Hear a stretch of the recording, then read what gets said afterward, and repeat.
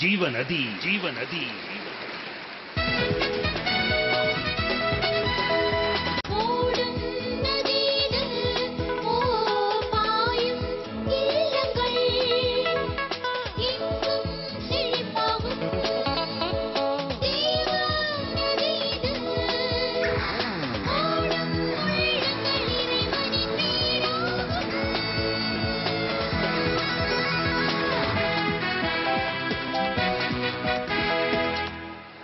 ஜீவநதி ஜீவநதி.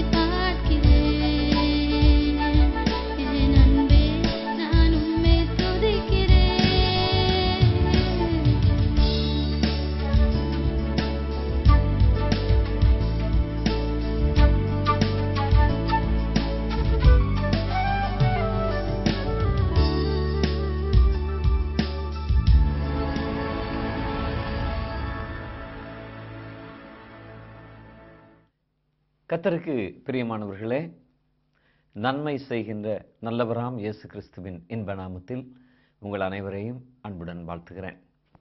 ஒவ்வொரு வாரமும் இந்த நிகழ்ச்சியை பார்த்து வருகின்ற உங்களுக்காக நாங்கள் தொடர்ந்து ஜெபித்து வருகிறோம். கர்த்தர் நிச்சயமாக உங்களுக்கு நன்மை செய்வார். இயேசு கிறிஸ்து கூறிய ஒரு சம்பவத்தை இன்றைய நாளிலே நாங்கள் வாசிக்க கேட்கப் போகிறோம். கவனமாக கேளுங்கள். அந்த காரியத்தை வாசித்ததற்கு பின்பாக ஒரு சில காரியங்களை உங்களோடு பகிர்ந்து கொள்ள விரும்புகின்றேன். லூக்கா எழுதிய சுவிசேஷம் 15ஆம் அதிகாரத்திலே இந்த சம்பவம் எழுதப்பட்டிருக்கிறது. பின்னும் இயேசு சொன்னது, ஒரு மனுஷனுக்கு 2 குமாரர் இருந்தார்கள். அவர்களில் இளையவன் தகப்பனை நோக்கி, தகப்பனே, ஆஸ்தியில் எனக்கு வரும் பங்கை எனக்கு தர வேண்டும் என்றான். அந்தப்படி அவன் அவர்களுக்கு தன் ஆஸ்தியை பங்கிட்டு கொடுத்தான். சில நாளைக்கு பின்பு இளைய மகன் எல்லாவற்றையும் சேர்த்து கொண்டு தூர தேசத்துக்கு புறப்பட்டு போய் அங்கே துன்மார்க்கமாய் ஜீவனம் பண்ணி தன் ஆஸ்தியை அழித்து போட்டான். எல்லாவற்றையும் அவன் செலவழித்த பின்பு அந்த தேசத்திலே கொடிய பஞ்சம் உண்டாயிற்று. அப்பொழுது அவன் குறைவுபடத் தொடங்கி அந்த தேசத்து குடிகளில் ஒருவனிடத்தில் போய் ஒட்டி கொண்டான். அந்த குடியானவன் அவனை தன் வயல்களில் பன்றிகளை மேய்க்கும்படி அனுப்பினான்.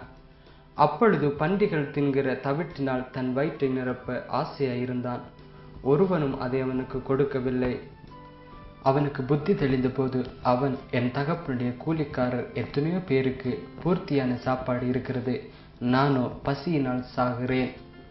நான் எழுந்து என் தகப்பனிடத்திற்கு போய், தகப்பனே, பரத்துக்கு விரோதமாகவும் உமக்கு முன்பாகவும் பாவம் செய்தேன். இனிமேல் உம்முடைய குமாரன் என்று சொல்லப்படுவதற்கு நான் பாத்திரன் அல்ல.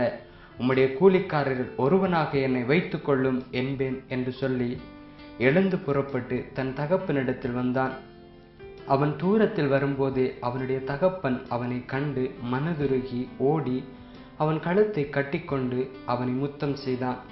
குமாரன் தகப்பனை நோக்கி, தகப்பனே, பரத்துக்கு விரோதமாகவும் உமக்கு முன்பாகவும் பாவம் செய்தேன்.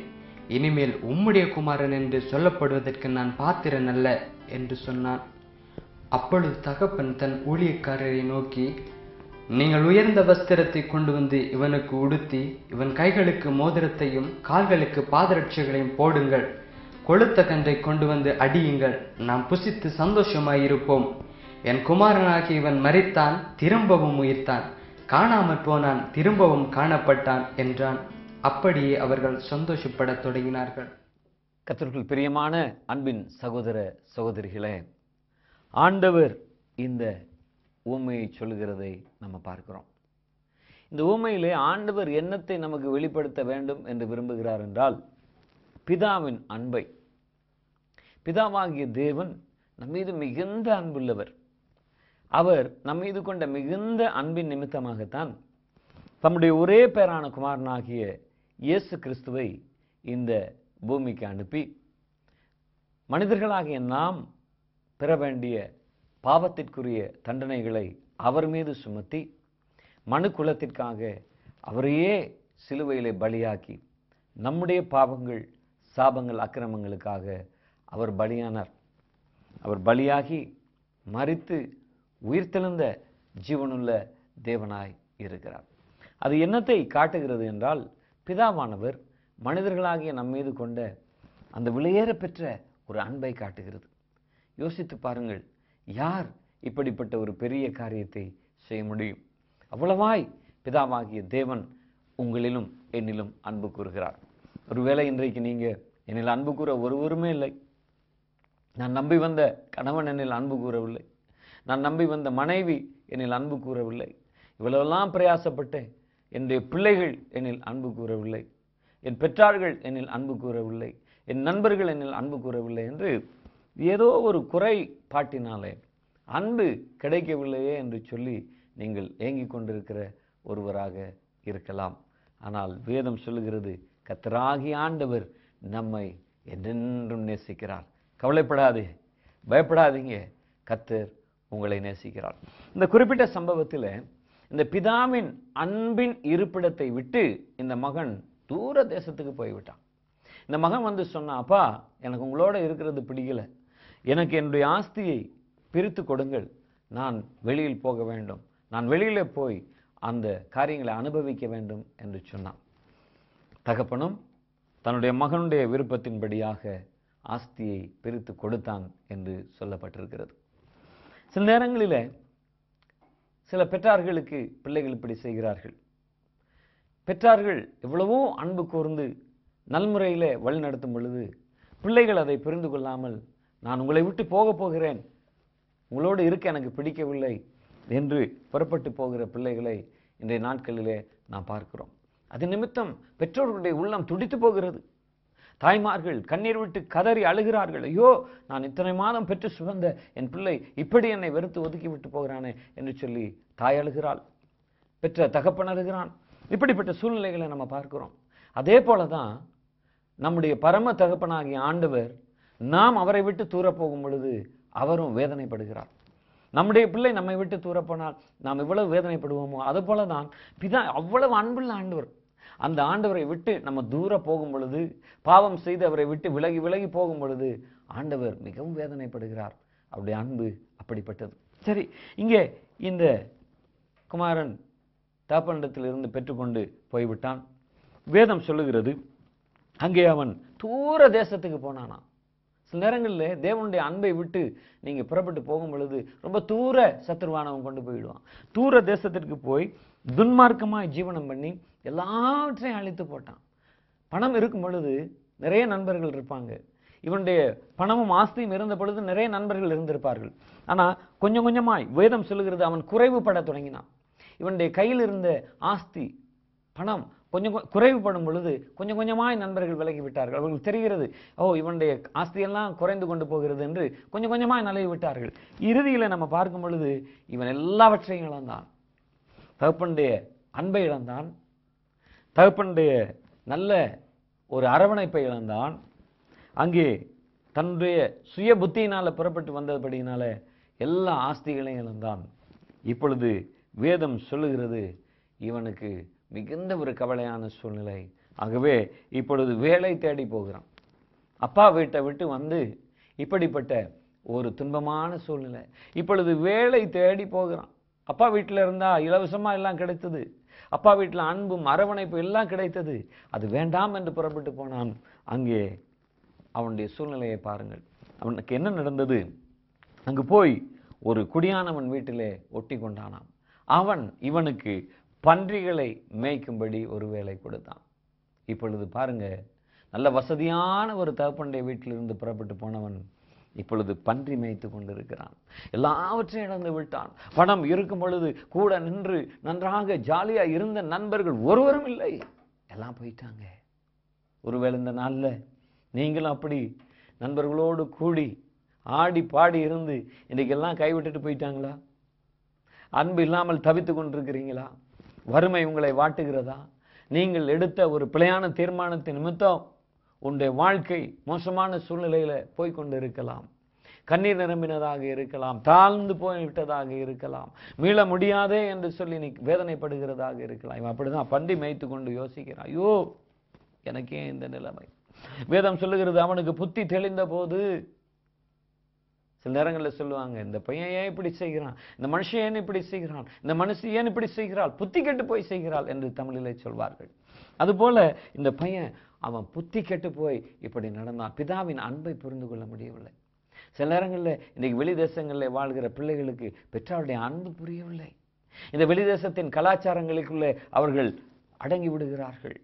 ஆகவே பெற்றார் சொல்லுகிறதெல்லாம் தீமை போல தெரிகிறது, புரிந்து கொள்ள முடியவில்லை.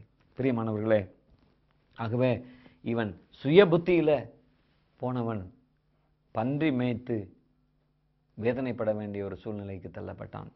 ஆனால் நடந்தது என்ன? வேதம் சொல்லுகிறது அவனுக்கு புத்தி தெளிந்த பொழுது அவன் இப்படி சொன்னானாம், என் தகப்பனுடைய கூலிக்காரர் எத்தனையோ பேருக்கு சாப்பாடு இருக்கிறது, நானும் பசியினால் சாகிறேனே என்று சொன்னான். அந்த பன்றிகளுக்கு போடுகின்ற தவிடு கூட இவனுக்கு கிடைக்கவில்லை என்று வேதம் சொல்லுகிறது. பன்றிகள் தின்கின்ற தவிட்டினாலே தன் வயிற்றை நிரப்ப ஆசையாயிருந்தான், ஒருவனும் அதை அவனுக்கு கொடுக்கவில்லை என்று சொல்லுகிறது. அந்த நேரத்தில் தான் அவனுக்கு புத்தியில் தெளிவு உண்டாகிறது. நான் நினைக்கிறான், எங்கள் அப்பா வீட்டில் வேலைக்காரர்கள் இவ்வளவு, வேலைக்காரனுக்கு எவ்வளவு சாப்பாடு இருக்கு, நான் எங்கள் அப்பாவுடைய அன்பை விட்டு வந்து இப்படி துன்பப்படுகிறேனே, பன்றி சாப்பிடுகிற தவிடு கூட இல்லையே, என் வஸ்திரம் அழுக்காக இருக்கிறது, இப்படி வேதனைப்படுகிறேனே, ஒருவரும் இல்லையே, அன்றைக்கு என்னோடு ஆடி பாடி குடித்து வெறித்து நின்ற ஒருவனும் இல்லையே என்று சொல்லி புத்தி தெளிந்து வேதனைப்படுகிறான். அப்பொழுது ஒரு தீர்மானம் எடுத்தாங்க. அதுதான் இன்றைக்கு நமக்கு முக்கியமான ஒரு காரியம்.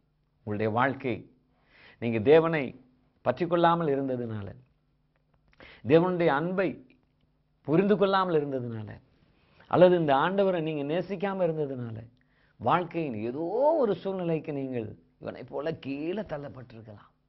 இவன் ஒரு தீர்மானம் எடுத்தான். என்ன தீர்மானம்? அவன் சொன்னான், நான் எழுந்து என் தகப்பனிடத்துக்கு போய், தகப்பனே, பரத்துக்கு தேவனுக்கு விரோதமாகவும் உங்களுக்கு முன்பாகவும் பாவம் செய்தேன், இனிமேல் என்னை உம்முடைய பிள்ளை என்று சொல்லுகிறதற்கு நான் பாத்திரம் இல்லப்பா, என்னை உம்முடைய கூலிக்காரில் ஒருவனாச்சரி ஏற்றுக்கொள்ளுங்க ஆண்டவரே, தகப்பனே என்று சொல்லி நான் போய் சொல்லுவேன் என்று ஒரு தீர்மானம் எடுத்து அந்த இடத்தை விட்டு புறப்பட்டு தகப்பன் வீட்டை நோக்கி போனான். பிரியமானவர்களே, நொந்து போயிருக்கிறீங்களா? வேதனைப்பட்டு போனீங்களா? கண்ணீர் வருகிற சூழ்நிலையா? இன்றைக்கு ஒரு தீர்மானம் எடுங்க. இயேசுவினிடத்திலே நான் போவேன், இயேசு கிறிஸ்துவை நோக்கி நான் பார்ப்பேன், அன்பின் தகப்பனாகி அவரிடத்திலே நான் போவேன், அவரிடத்திலே நான் வேண்டுதல் செய்வேன், அவரை நோக்கி பிரார்த்தனை செய்வேன். ஒரு தீர்மானம் எடுங்க. கர்த்தர் பெரிய காரியங்களை செய்வார். இவன் எழுந்து புறப்பட்டு மனம் உடைந்து பன்றி மேய்த்து பெரிதான நாற்றம் எடுத்த நாற்றம் அதோடு கூட மீண்டும் தகப்பன் வீட்டிற்கு போகிறான். வேதத்தில் அருமையா எழுதப்பட்டிருக்கிறது, அவன் தூரத்தில் வரும்போதே அவனுடைய தகப்பன் அவனை கண்டு மனதுருகி ஓடி அவன் கழுத்தை கட்டி கொண்டு அவனை முத்தம் செய்தான். பாருங்க, போகிறான், தூரத்தில் வரும் பொழுது இவன் தகப்பனை பார்க்கல, தகப்பன் மகனை பார்த்தான். இதுதான் தேவனுடைய அன்பு. நாம் சில நேரங்களில் ஆண்டவருடைய அன்பை நோக்கி பார்க்க மறந்து விடுகிறோம். ஆண்டவரை தேடுகிறதற்கு நாம் மறந்து விடுகிறோம். ஆண்டவரை நேசிக்க நமக்கு நேரம் இல்லை என்று சொல்லுகிறோம். ஆனாலும் ஆண்டவரே அப்பா என்று சொல்லி நாங்கள் அவரை நோக்கி கூப்பிடும் பொழுது அவர் நம்மை நோக்கி பார்க்கிறவராயிருக்கிறார். தூரத்தில் வரும் பொழுது அவன் தகப்பன் அவனை கண்டு மனது உருகி ஓடினானாம். சில நேரம் நம்முடைய உலக பெற்றார்கள் அப்படி செய்ய மாட்டார்களாக இருக்கலாம். அங்கே ஆஸ்தியெல்லாம் கேட்டுக்கொண்டு போனவனுங்க பார் அழித்து விட்டு வருகிறானே, என்ன கோலமா வர்றான், அவனை வீட்டில் ஏத்தாத என்று சொல்லிவிட்டு அப்பா அவளுக்கு போயிடுவார். ஆனா இந்த பரலோக தகப்பன் அப்படி அல்ல. இவர் மனதுருகி ஓடி அவனை கழுத்தை கட்டி கொண்டு அவனை முத்தமிட்டான். பன்றி மேய்த்து நாற்றத்தோட வருகிறான். அப்பாவுடைய அன்பை உதறி தள்ளிவிட்டு ஆஸ்திகளையெல்லாம் கொண்டு போய் துன்மார்க்கமாய் ஜீவனம் பண்ணி அழித்து விட்டான். அவனை புறம்பே தள்ளவில்லை, முத்தமிட்டான். வேலைக்காரரை கூப்பிட்டான். வேலைக்காரரை கூப்பிட்டு சொன்னான், என் மகன் திரும்பி வந்து விட்டான். ஆகினாலே நீங்கள் என்ன பண்ணுங்கள், ஒரு காரியத்தை செய்யுங்கள், உயர்ந்த வஸ்திரத்தை இவனுக்கு கொண்டு வந்து உடுத்துங்கள், கைக்கு மோதிரத்தை போடுங்க, காலுக்கு பாதரட்சையை போடுங்கள், கொளுத்த கன்றை அடியுங்கள், நாங்கள் புசித்து சந்தோஷமாக இருப்போம். இவன் மரித்தான், திரும்பவும் உயிர்த்தான், காணாமல் போனான், திரும்பவும் காணப்பட்டான் என்று சொல்லி அங்கே சொல்லுகிறதை பார்க்கிறோம். இந்த வார்த்தை தகப்பன் சொல்றதுக்கு முன்னால மகன் அப்பாவை நோக்கி சொன்னான். அவன் எடுத்த தீர்மானத்தின்படி, அப்பா நான் உங்களுக்கு விரோதமாகவும் ஆண்டவருக்கு விரோதமாகவும் பாவம் செய்தேன், என்னை உம்முடைய குமாரன் என்று சொல்லுகிறதுக்கு நான் பாத்திரனே இல்லாம போயிட்டேன்ப்பா என்று சொல்லுகிறான். அப்பா அவனை முத்தமிட்டு புது வஸ்திரம் கொடுத்து மோதிரம் போட்டு பாதரட்சை போட்டு கொளுத்த கன்றை அடித்து ஒரு பெரிய கொண்டாட்டம் உண்டானது என்று இயேசு சொன்னார். இது என்ன தெரியுமா? பிதாவாகிய தேவனை நோக்கி, கிறிஸ்து இயேசுவை நோக்கி, ஆண்டவரே என் பாவங்களை மன்னியும், நான் உம்மை தேடாமல் இருந்த நாட்களை மன்னியும், நான் உம்மை அறியாமல் விட்டு நாட்களை மன்னியும், இன்றைக்கு நான் உங்களிடத்தில் வர்றேன்ப்பா, என்னையும் ஏற்றுக்கொள்ளுங்க, என்னையும் உங்கள் பிள்ளையா ஏற்றுக்கொண்டு எனக்கு உங்கள் வீட்டில் இடம் கொடுங்க என்று சொன்னார். இந்த பரலோக பிதா இந்த தகப்பன் மன்னித்து ஏற்றுக்கொண்டு உயர்ந்த வஸ்திரம் கொடுத்து உயர்ந்த ஸ்தானத்தை அவனுக்கு கொடுத்தது போல கர்த்தர் நம்ம எல்லாருக்கும் கொடுப்பார், உங்களுக்கும் கொடுப்பார். இன்றைக்கு நீங்கள் எந்த சூழ்நிலையில் இருந்தாலும் இயேசுவே என்று அவரிடத்தில் ஓடிவாங்க, அப்பா என்று அவரை நோக்கி கூப்பிட்டு அப்படியே சமூகத்துக்கு ஓடிவாங்க, ஜெபம் பண்ணுங்க. ஆண்டவர் நிச்சயமாய் உங்களுக்கு உயர்ந்த வஸ்திரம் கொடுப்பார், ஒரு மோதிரத்தை கொடுப்பார், பாதரட்சையை கொடுப்பார். மோதிரம் என்பது என்ன?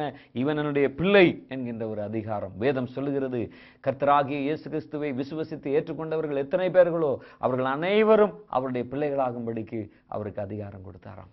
அந்த காரியத்தை இந்த நாளில் நம்ம ஆண்டவரிடத்திலிருந்து பெற்றுக்கொள்வோம். நீங்கள் எந்த சூழ்நிலையில் இருந்தாலும் ஆண்டவர் உங்களை நேசிக்கிறார். இயேசுவே என் அப்பா எனக்கு உதவி செய்யுங்க என்று கேட்போமானால் நிச்சயமாய் கர்த்தர் உங்களுடைய சூழ்நிலைகளை மாற்றுவார். பன்றி மேய்த்து கொண்டிருந்த மகனுடைய சூழ்நிலையை மாற்றி அவனை ஏற்றுக்கொண்டு அவனை மகன் என்ற ஒரு ஸ்தானத்தை கொடுத்த தேவன் உங்களுக்கும் அதை செய்வார்.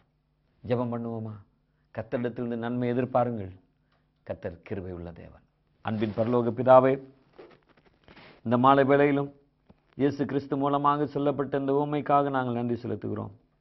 இந்த ஊமையிலே பிதாவாகிய தேவன் அன்புள்ளவர் என்று நீங்கள் வெளிப்படுத்தினீங்க சுவாமி. நாங்கள் சில நேரங்களிலே கர்த்தாவை விட்டு தூர போய் விடுகிறோம். எங்களை மன்னித்து ஏற்றுக்கொண்டு முத்தமிட்டு அரவணைக்கிற ஒரு தகப்பன் எங்களுக்கு உண்டு என்று இந்த ஊமையின் மூலமாக உங்களுடைய அன்பை வெளிப்படுத்தி இருக்கிறீங்க.